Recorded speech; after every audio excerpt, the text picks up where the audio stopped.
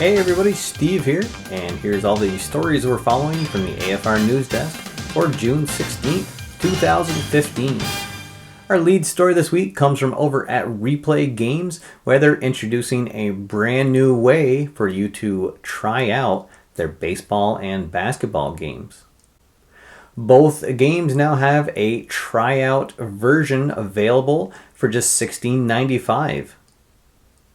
The Replay Baseball Tryout includes the game board, the rules, the dice, two teams, the 2014 San Francisco and Kansas City teams. The only thing that's different from this is that you'll just get a Rare Play fold-out instead of the full Rare Play booklet. The Replay Basketball Tryout includes the 2013-14 San Antonio and Miami teams. The biggest difference with the tryout version of the basketball game compared to the regular version is that there's no Rare Play or endgame booklet included in the tryout. Be sure to head on over to the Replay Games website for more details about both of those new versions. After a brief hiatus, Al Wilson's Hands-On Game channel was back up this past week, and he has a contest going on. You can win a copy of Baseball Highlights 2045. Make sure you check out the link below for his latest video and to enter that contest that he has going up. Al, it's great to see you back, and we can't wait for your next video. And a couple of crowdsourcing games to highlight here. First up, from Italian designer David Gelfi, is PAPECARZ, the papercraft racing board game.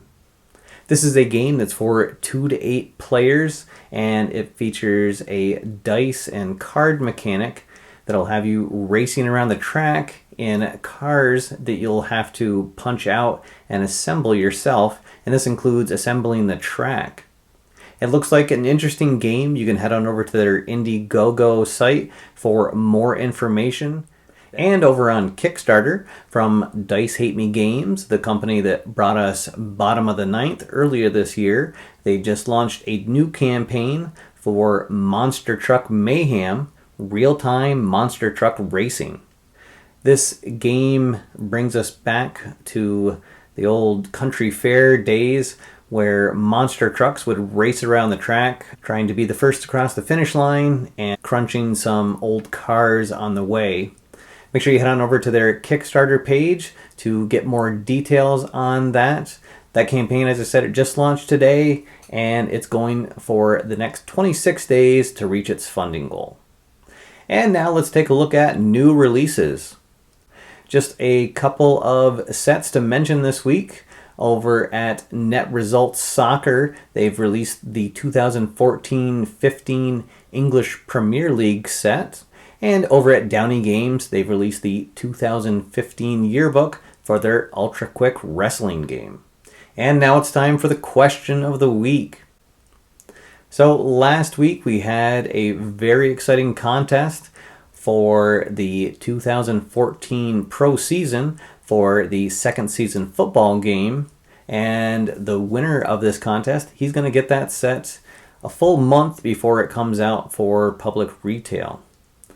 The question I asked everybody was, which non-playoff team from last year do you think is going to turn it around and make it to the playoffs this year? There were a lot of entries this time, and there was 36. So again, thank you to everybody who left a comment. The most common team that was mentioned was the Buffalo Bills. Everyone thinks that combined with their off-season roster moves and the addition of Rex Ryan to the head coaching spot will be enough to possibly catapult them past the Patriots in the AFC East, or at least enough to snag one of the AFC wildcard spots. But the winner of the contest went a little further up north and picked the Minnesota Vikings to turn the corner and get back into the playoffs.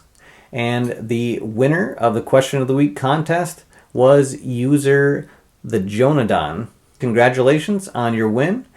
Shoot me an email to stevenatower@gmail.com. Let me know the name and address that you'd like your prize sent to. Thanks again to everybody who left a comment. It's always exciting having contests like this, but especially for something like this where it gives you a chance to get something before it gets released to the public. No question of the week contest this week, but I do have a question as always. And I'd like to know what's everyone's thoughts on the pace of play rules that have been in effect for Major League Baseball this year. The reason I asked this is on my ride home from work today, I was listening to the Red Sox game and the commissioner of baseball was on with the crew and he was talking about the pace of play rules and how they've affected gameplay and what a great benefit it's been in shortening the length of time of the games. And for one, I love it. I think that it's great that most baseball games now are at least under 3 hours, and sometimes they've even been under 2.5 hours.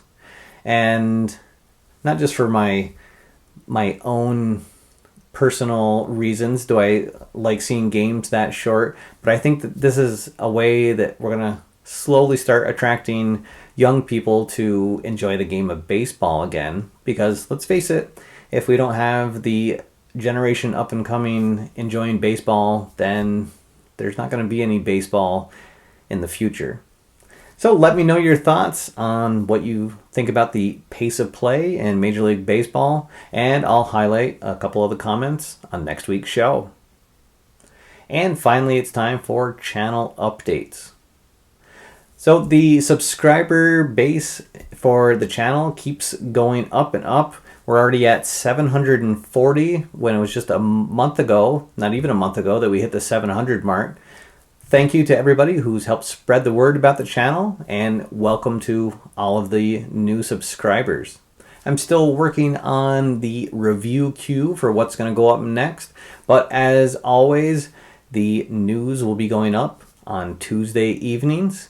And next Monday, I'll have another segment on the board game breakfast over on the Dice Towers YouTube channel.